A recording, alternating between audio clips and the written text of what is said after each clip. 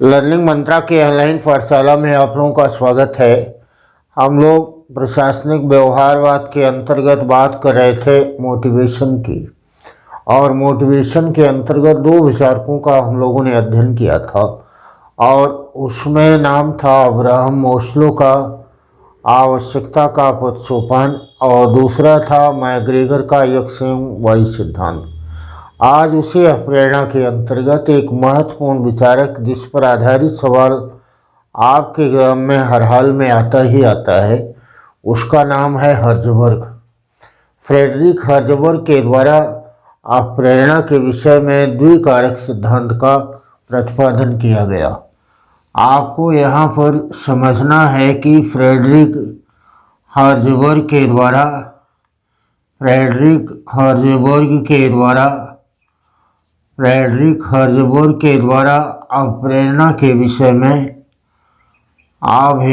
प्रेरणा के विषय में द्विकारक सिद्धांत का प्रतिपादन किया गया। द्विकारक का अर्थ होता है कि दो महत्वपूर्ण कारक हैं और वे दो महत्वपूर्ण कारक किसी भी कार्य को कार्य के लिए प्रेरित करते हैं। दो महत्वपूर्ण कारक हैं जो किसी भी कार्मिक को कार्य के लिए प्रेरित करते हैं। हमको यह बात बतलाने का कार्य किया फ्रेडरिक हर्ज़बर्ग ने। इसको असंतुष्ट कारक एवं अभिप्रेरक कारक के नाम से भी जाना जाता है। हर्ज़बर्ग ने जिन अभिप्रेरणा के सोपानों का वर्णन अब्राहम मास्लो के द्वारा किया गया, उनको मिला करके उसको दो कारकों में विभाजित करने का कार्य कर दिया। इसी को हर्ज़बर्ग का द्विकारक सिद्धांत कहा गया। अर्थात किसी भी कार्य को करने के लिए प्रेरणाओं को बाह्य परिस्थिति और आंतरिक परिस्थिति के आधार पर इसको दो भागों में डिवाइड किया गया।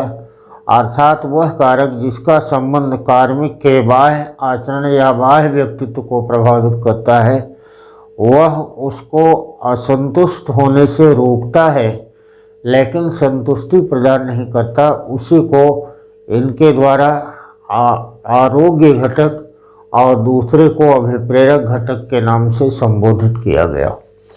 द्विकारकों के अंतर्गत इनके द्वारा इसको एक को कहा आरोग्य घटक और दूसरे को इनके द्वारा कहा गया अभिप्रेरक घटक।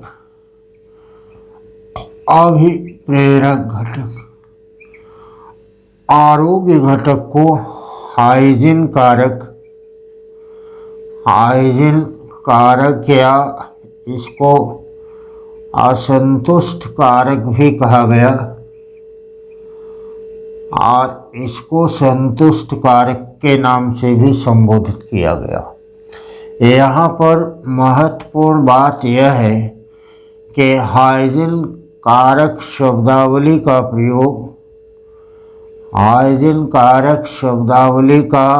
प्रयोग मूलतः चिकित्सा विज्ञान से ग्रहण किया गया। यह मूलतः चिकित्सा विज्ञान से ग्रहण किया गया है जो बीमारी को रोकता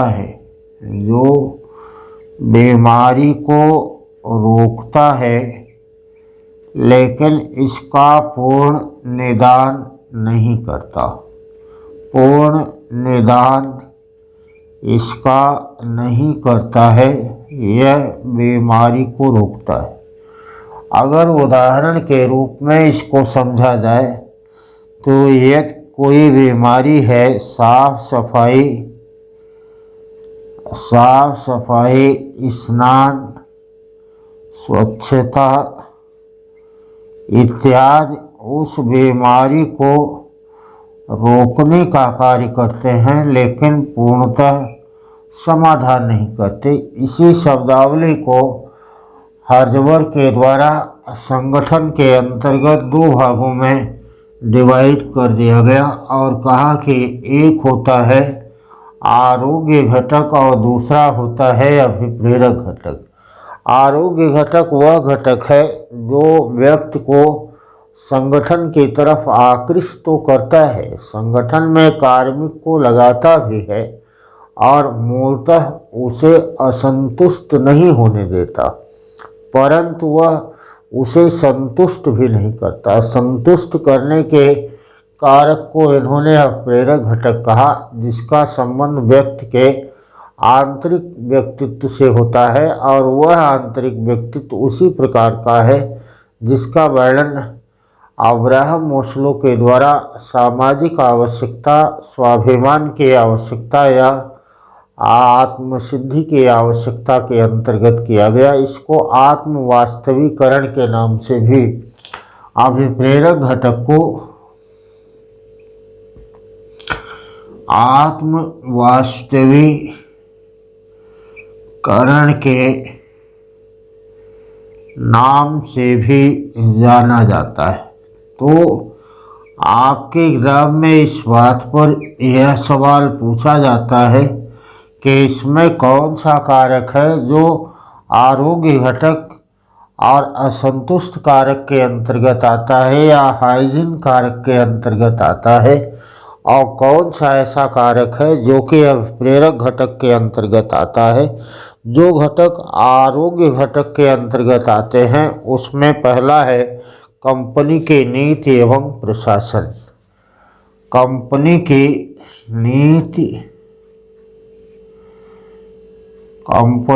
नीति एवं प्रशासन। सर्वप्रथम कोई भी कार्मिक इस बात को देखता है कि कंपनी की नीतियाँ क्या हैं, प्रशासन करने की प्रक्रिया क्या है, अधिक पर्यवेक्षण निगरानी की व्यवस्था है या कम पर्यवेक्षण और निगरानी की व्यवस्था है। इसके आधार पर वह यह निर्णय लेता है कि संगठन में अपने आप को समायोजित करना है या अपने आप को समायोजित नहीं करना है। यह आरोग्य घटक है। कंपनी के नीति का और प्रशासन का इसके ऊपर केवल इतना ही असर पड़ता है कि वह इसमें कार्य करेगा या नहीं, इसको कहते हैं पर्यवेक्षण। इसके अलावा आता है इसमें वेतन। इसके अलावा इसमें आता है कार्य की दशा या परिस्थिति। कार्य के कौन कौन से बाह्य दशाएं हैं और कार्य के कौन कौन से परिस्थितियां हैं, इसके अंतर्गत आता है। इसमें इस बात को भी रखा गया कि प्रबंधक और कार्मिक के बीच का संबंध क्या है। यह इसको कहते हैं अंतर्वैयक्तिक संबंध। अंतर्वैयक्तिक संबंध भी इसके अंतर्गत सम्मिलित होता है। इसको आरोग्य घटक के नाम से संबोधित किया गया। अर्थात कार्मिक को ये तमाम कारक ऐसे हैं जो असंतुष्ट नहीं करते लेकिन असंतुष्ट भी नहीं करते। कहने का आशय है कि ये व्यक्ति को असंतुष्ट होने से रोकते हैं, इसलिए इनको असंतुष्ट कारक भी कहते हैं। आरोग्य घटक इसलिए कहा जाता है क्योंकि चिकित्सा के समान है, किसी बीमारी को रोकने का ये प्रयास करते हैं लेकिन पूर्ण निदान नहीं करते हैं। इन सब को जिनका संबंध बाह्य आवश्यकताओं से होता है वे अप्रेरणा के बाह्य आवश्यकता से है, वे अभिप्रेरणा के उन्हें अभिप्रेरणा का आरोग्य घटक कहा जाता है। आरोग्य घटक या हाइजीन घटक उनको कहते हैं। आप देखिए इसी के समानांतर है और दूसरा जो वास्तविक रूप में असंतुष्टि प्रदान करते हैं, ये संतुष्टि प्रदान करते हैं और व्यक्ति इसके अंतर्गत स्वयमेव काम करने लगता है, जिसको स्वाभिमान और आत्मसिद्धि के अंतर्गत अब्राहम ओस्लो के द्वारा डिवाइड किया गया था। इसलिए इस बात पर भी सवाल आता है कि जिसको अब्राहम ओस्लो ने आवश्यकता के 5 सोपानों में डिवाइड किया, कौन ऐसा चिंतक है जिसने उसको 2 भागों में डिवाइड कर दिया? तो आपका उत्तर होगा हर्जबर्ग। अब इसमें आता है आपके अभिप्रेरक घटक में उपलब्धि। कहा कि इसमें आता है उपलब्धि। दूसरा इसमें आता है मान्यता। तीसरा आता है इसमें महत्व। अर्थात यदि संगठन के द्वारा किसी भी कार्मिक की उपलब्धि को स्वीकार किया जाता है, उसके महत्व को स्वीकार किया जाता है, उसे मान्यता दिया जाता है, तो उसको कहते हैं अभिप्रेरक घटक। अगले में कहा कि उत्तरदायित्व का पाया जाना। यदि किसी कार्मिक में उत्तरदायित्व पाया जाता है तो वह प्रेरक घटक कहलाता है। और यदि कोई कार्मिक स्वयं से प्रेरित होकर कार्य करता है, कार्य के लिए वह कार्य करता है, बाह्य कारकों से प्रभावित होकर नहीं, बल्कि स्वयं से प्रेरित होकर यदि कार्य को करता है, तो उसको कहते हैं अभिप्रेरक घटक के रूप में उसको जाना जाता है। हर्जबर्ग ने यहाँ पर 2 कारकों की बात कही और इन 2 कारकों के अंतर्गत इन्होंने कहा कि परगति भी इसके अंतर्गत आता है। परगति भी इसके अंतर्गत आता है। आपको यहाँ पर सवाल यह आएगा कि कौन सा कारक है जो आरोग्य घटक के अंतर्गत आता है और कौन सा कारक है जो कि आता है अभिप्रेरक घटक में। तो ये 6 कारक हैं जो कि आरोग्य घटक के अंतर्गत आते हैं और ये 6 कारक हैं जो कि उपलब्धि, मान्यता, महत्व, उत्तरदायित्व का पाया जाना, स्वयं से प्रेरित होकर कोई कार्य करना और परगति, यह आत्म वास्तविकरण कहलाता है।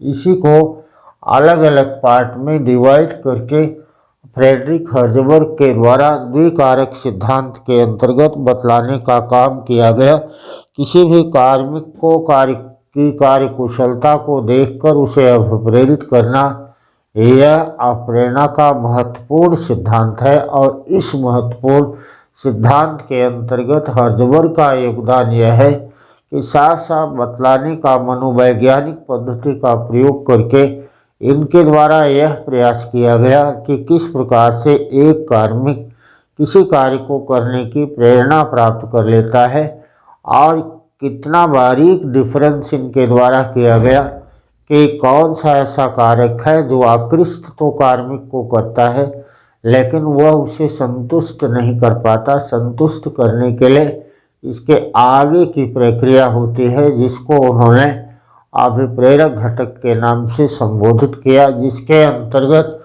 उपलब्धि को, मान्यता को, महत्व को, उत्तरदायित्व को, स्वयं की प्रेरणा और प्रगति को इसके अंतर्गत इनके द्वारा रखा गया है। तो इस प्रकार से जब हम लोग देखते हैं तो हम लोगों को यह बात मालूम हो जाता है कि यह एक प्रकार से वह पद्धति है जिसके अंतर्गत व्यक्ति की 2 आवश्यकताओं के ऊपर प्रकाश डाला गया है। एक आवश्यकता वह है जो व्यक्ति को दर्द होने से रोकता है और दूसरी आवश्यकता मनोवैज्ञानिक आवश्यकता होती है जो व्यक्ति की उन्नति से संबंधित है। और व्यक्ति की जो मनोवैज्ञानिक उन्नति से संबंधित है उसी का नाम है अभिप्रेरक घटक। इसलिए हमको अगर यह सवाल आता है कि किसका संबंध मनोवैज्ञानिक उन्नति से है, तो आपको बतलाना है कि मनोवैज्ञानिक उन्नति से संबंधित है। मनोवैज्ञानिक उन्नति से संबंधित है हर्ज़बर्ग का अभिप्रेरक घटक।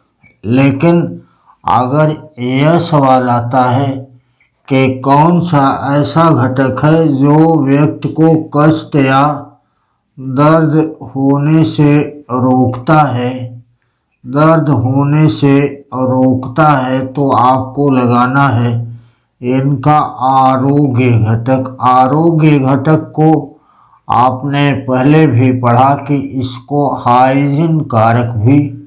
इसे हाइजीन कारक के नाम से भी जाना जाता है। तो यहाँ पर साफ साफ बतलाने का और उसके अपने द्वारा आरोग्य घटक और अभिप्रेरक घटक के जिन तथ्यों का इनके द्वारा संपादन किया गया, उसी तथ्य को और अधिक स्पष्ट रूप में बतलाने का प्रयास किया गया और कहा कि जो कष्टों को रोकता है उसको हम कहते हैं कि वह आरोग्य घटक है, लेकिन जो मनोवैज्ञानिक उन्नति और उपचार का पूर्ण निदान कर देता है उसको हम लोग आरोग्य घटक के नाम से संबोधित करते हैं।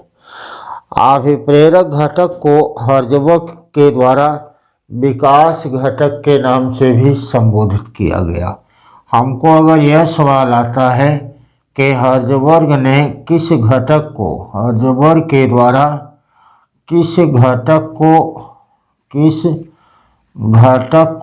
विकास घटक कहा गया, तो आपको लगाना है कि विकास घटक इनके द्वारा कहा गया था अभिप्रेरक घटक को। अभिप्रेरक घटक ही विकास घटक है, या अभिप्रेरक कारक को हम विकास घटक के नाम से भी जानते हैं। इसलिए यह बात भी आपके एग्जाम के लिए महत्वपूर्ण है कि आखिर हर्ज़बर्ग ने किसको कहा था कि यह विकास घटक है, और व्यक्ति अपने विषय में कैसा अनुभव करता है, मनोवैज्ञानिक तरीके से यह देखता है कि वह किस प्रकार से अपनी उन्नति करते हुए संगठन के विकास में स्वयं वो कैसे योगदान कर सकता है। इसीलिए इसको विकास घटक के नाम से संबोधित किया गया। हर्ज़बर्ग के द्वारा इस बात को भी कहा गया कि अभिप्रेरक घटक और आरोग्य घटक पृथक और विशिष्ट होते हैं। अभिप्रेरक घटक और आरोग्य घटक दोनों ही क्या हैं, ये विशिष्ट होते हैं। अलग अलग समय पर इनका प्रयोग अलग अलग तरीके से किया जा सकता है। तो यहाँ पर मूल रूप में अगर हम लोग देखते हैं तो यह बात स्पष्ट है कि हर्ज़बर्ग के द्वारा अभिप्रेरणा में दो कारकों को आधार बनाया गया, और ये दोनों ही कारक मनोवैज्ञानिक प्रकृति के हैं। एक व्यक्ति को असंतुष्ट होने से बचाता है, दूसरा व्यक्ति को संतुष्टि प्रदान करता है।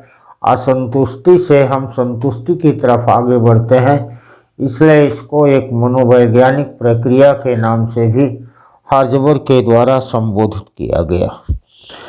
अब यहाँ पर हम लोगों को इस बात को भी देखना है कि वास्तव में द्विघटक सिद्धांत के अंतर्गत यह स्पष्ट रूप में समझ लेने की आवश्यकता है कि हर्ज़बर्ग का यह सिद्धांत क्या मौलिक सिद्धांत है, या यह वास्तव में मौलिक सिद्धांत न होकर केवल और केवल अब्राहम मास्लो के सिद्धांतों का ही एक प्रकार से दो भागों में डिवाइड करके उसका मनोवैज्ञानिक रूपांतरण हर्ज़बर्ग के द्वारा किया गया। तो बहरहाल आपके एग्जाम में केवल यही सवाल पूछा जाना है कि द्विकारक सिद्धांत के अंतर्गत हर्ज़बर्ग के द्वारा किन किन बातों को सम्मिलित किया गया, यह बात आपको पूछा जाएगा।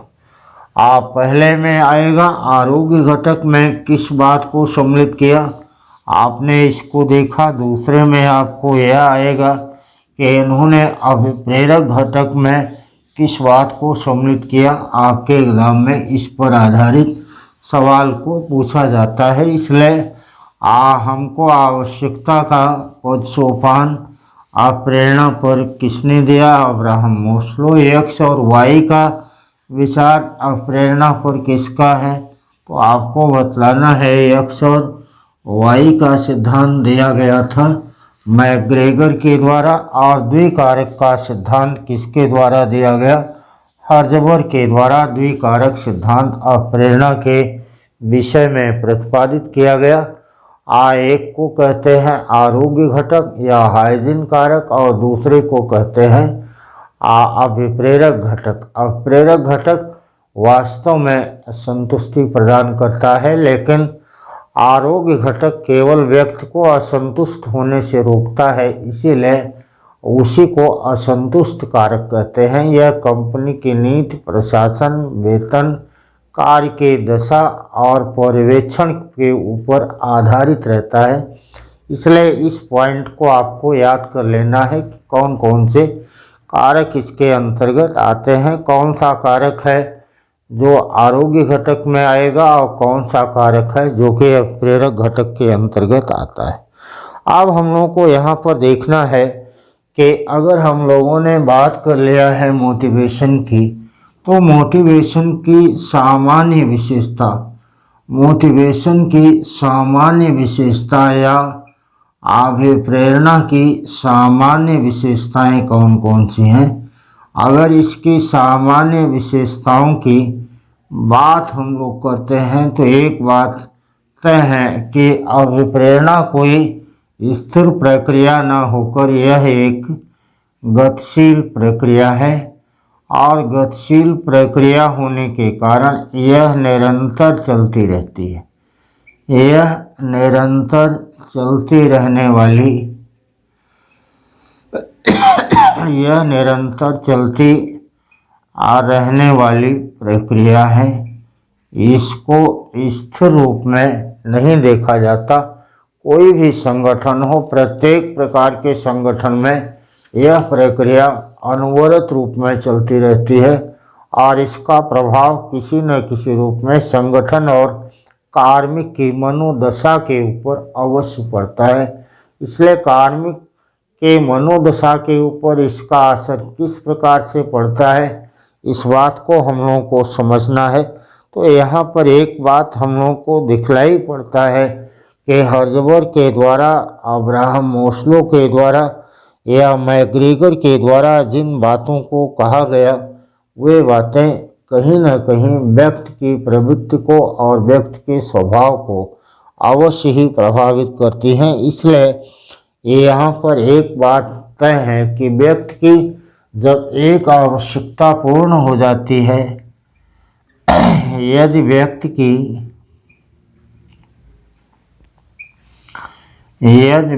की एक आवश्यकता पूर्ण हो जाती है, यदि एक आवश्यकता पूर्ण हो जाती है तो दूसरी आवश्यकता का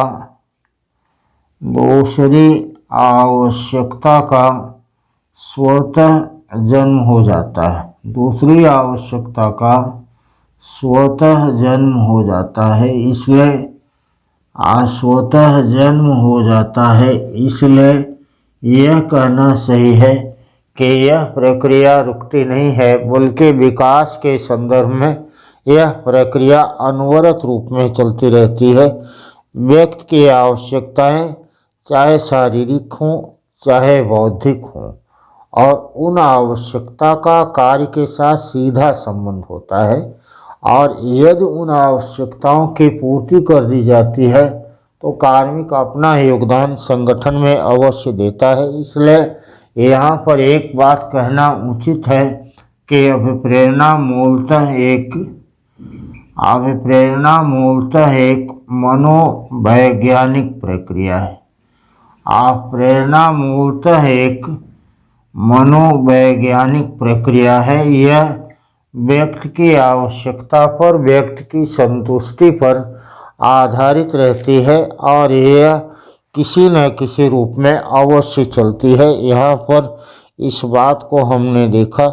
और यह बात भी आता है कि अब प्रेरणा के एक नहीं बल्कि अनेक साधन होते हैं। उदाहरण के रूप में अगर देखा जाए तो वेतन होगा, पुरस्कार होगा, आप प्रशंसा होगी, महत्व होगा, अलग अलग हो सकता है। और दूसरी महत्वपूर्ण बात कि हर एक कार्मिक और हर एक व्यक्ति के लिए अब प्रेरणा भिन्न भिन्न हो सकती है, क्योंकि हर एक व्यक्ति का व्यक्तित्व अलग है, उसकी आवश्यकताएं अलग हैं। किसी व्यक्ति को वेतन अधिक प्रभावित कर सकता है, लेकिन दूसरे ही व्यक्ति को उपलब्धि या उसकी महत्व या उसकी पहचान, उसका गुणगान, उसकी प्रशंसा उसको कार्य में समायोजित करती है। इसलिए एक बात है कि इसका प्रभाव, अभिप्रेरणा का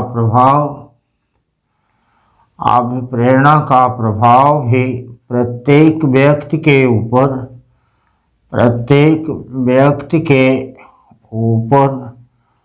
अलग अलग होता है। इसका प्रभाव भी प्रत्येक व्यक्ति के ऊपर अलग अलग पाया जाता है।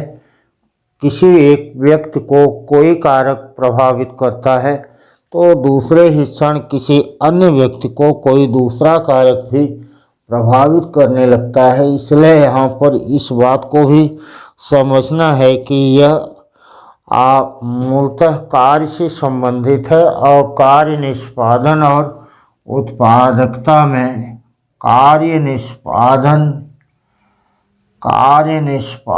एवं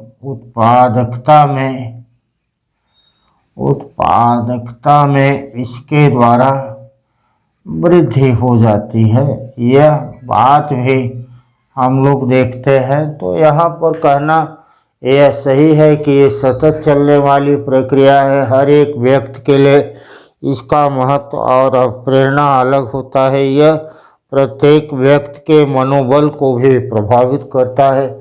और यदि मनोबल की बात की जाए तो अभिप्रेरणा का मनोबल के साथ सीधा संबंध होता है, क्योंकि मन के उत्साह के आधार पर कोई भी कार्मिक संगठन में अपना संपूर्ण योगदान करने लगता है। इसलिए अभिप्रेरणा पूर्णतः व्यक्तिगत है, क्योंकि हर एक व्यक्ति की आवश्यकताएं अलग अलग होती हैं। इसलिए अभिप्रेरणा को हम क्या कहते हैं, कहा कि अभिप्रेरणा मूलतः व्यक्तिगत होती है। व्यक्तिगत है क्योंकि प्रत्येक व्यक्ति की आवश्यकता और उसका स्वभाव अलग अलग पाया जाता है। इसलिए सबके संदर्भ में अभिप्रेरणाएं अलग अलग होंगी। जैसा कि अभी हमने आपसे इस बात को कहा था कि यह एक अवधारणा अलग अलग अवधारणा है। इसलिए कई टिप्पणीकारों ने इस बात को भी कहा कि अभिप्रेरणा सरल प्रक्रिया न होकर यह एक प्रकार से जटिल प्रक्रिया है। बट अगर हम लोग अभिप्रेरणा का ओवरऑल महत्व की बात करें तो यह कार्मिक को प्रोत्साहित करता है, संगठन में स्थायी रूप से बनाए रखता है, संगठन की उत्पादकता में वृद्धि करता है, कार्मिक के मनोबल में भी वृद्धि होती है और वह उत्साह के साथ अपना संगठन में कार्य करता है।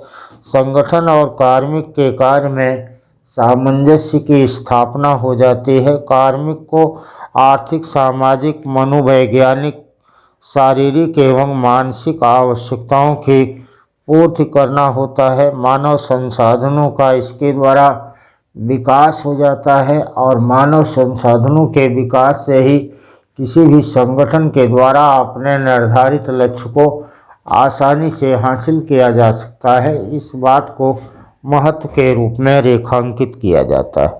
तो देखिए, ये तो बात रहा कि कौन कौन से कारक हैं, कौन कौन सी विशेषताएं हैं और उन विशेषताओं के आधार पर अभिप्रेरणा का महत्व किस प्रकार से रेखांकित करेंगे, तो इसमें अनेक प्रकार से इसके महत्व का निर्धारण हम लोग कर सकते हैं, बट कुछ बातें सर्वाधिक महत्वपूर्ण हैं। यह कार्मिक और संगठन के बीच में समन्वय एवं सामंजस्य उत्पन्न करता है, और इससे भी ज़्यादा महत्वपूर्ण बात इस बात का है कि यह कार्मिक को प्रोत्साहित करता है, वह संपूर्ण योगदान संगठन के प्रति समर्पित कर देता है, वह श्रमिक के मनोबल में भी वृद्धि होती है। अब हम लोगों को बात करना है अभिप्रेरणा के सामान्य प्रकार कौन कौन से हैं। अभिप्रेरणा के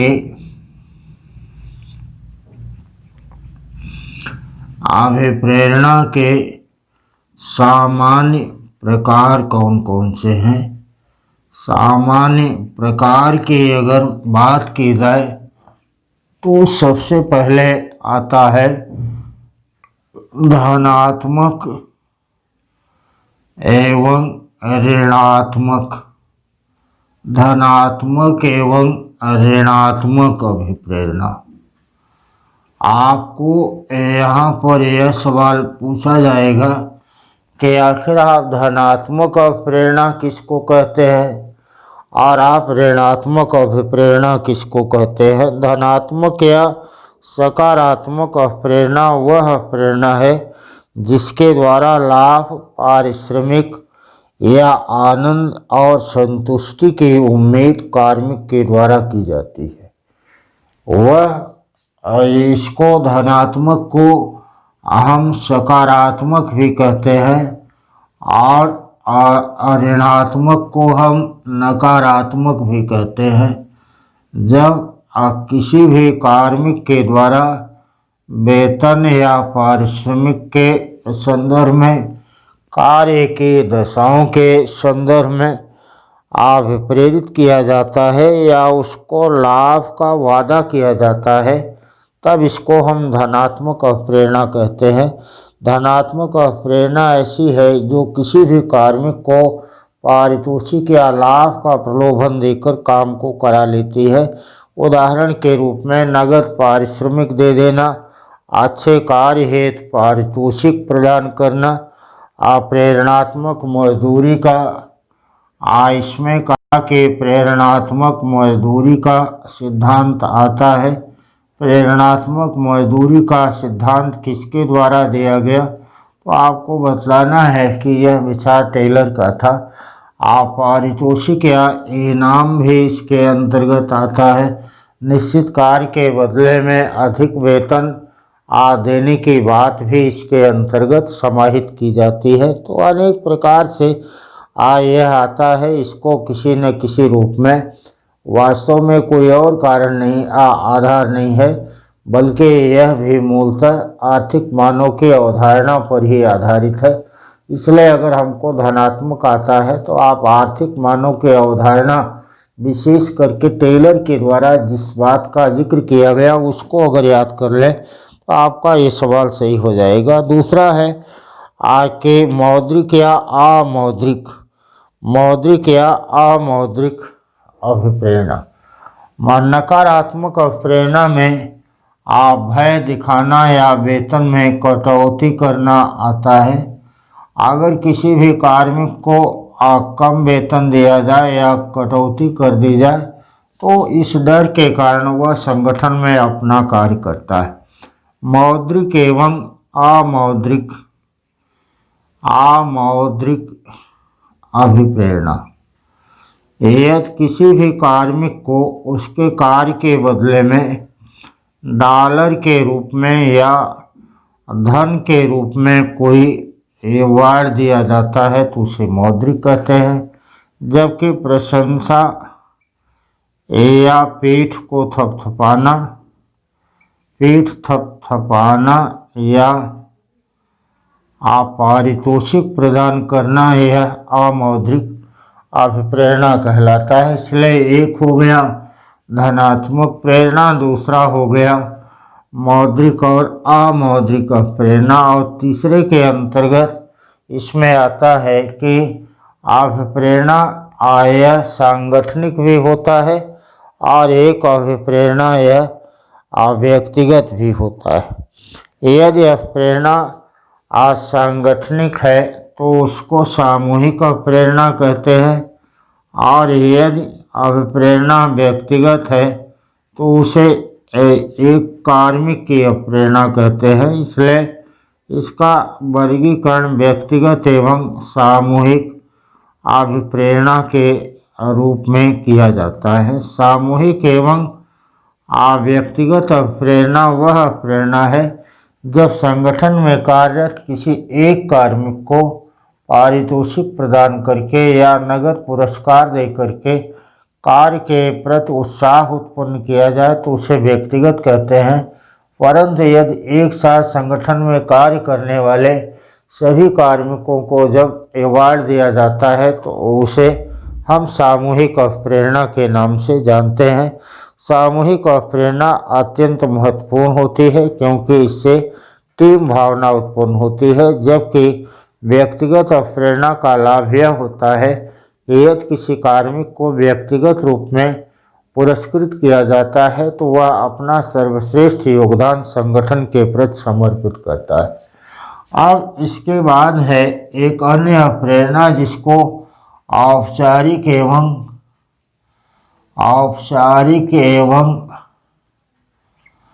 अनौपचारिक अभिप्रेरणा कहते हैं। जब किसी भी कार्मिक को अभिप्रेरित करने के लिए औपचारिक अर्थात निश्चित प्रक्रिया का पालन करते हुए निश्चित प्रक्रिया का पालन करते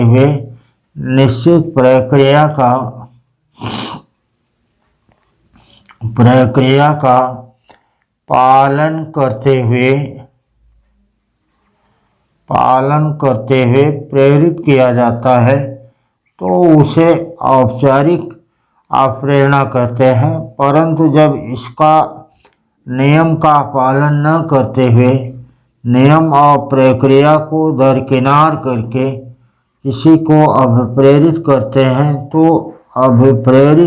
हैं तो उसे अनौपचारिक अभिप्रेरणा के नाम से जाना जाता है। यह अनौपचारिक अभिप्रेरणा के नाम से जाना जाता है। तो देखिए हम लोग यहाँ पर अभिप्रेरणा के विभिन्न प्रकारों की भी बात किए। धनात्मक अभिप्रेरणा, ऋणात्मक अभिप्रेरणा।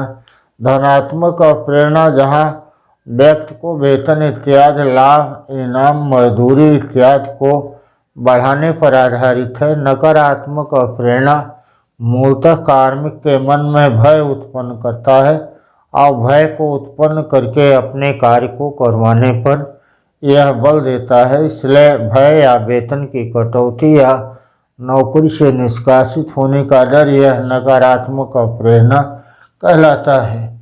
और दूसरा आता है मौद्रिक या अमौद्रिक अभिप्रेरणा। मौद्रिक अभिप्रेरणा में जब किसी भी व्यक्ति को डॉलर या मुद्रा के रूप में कुछ प्रदान किया जाता है तो उसको मौद्रिक कहते हैं, जबकि अगर प्रशंसा कर दी जाती है, महत्व का रेखांकन कर दिया जाता है, सार्वजनिक रूप में वाहवाही की जाती है तो उसको अमौद्रिक अभिप्रेरणा कहते हैं।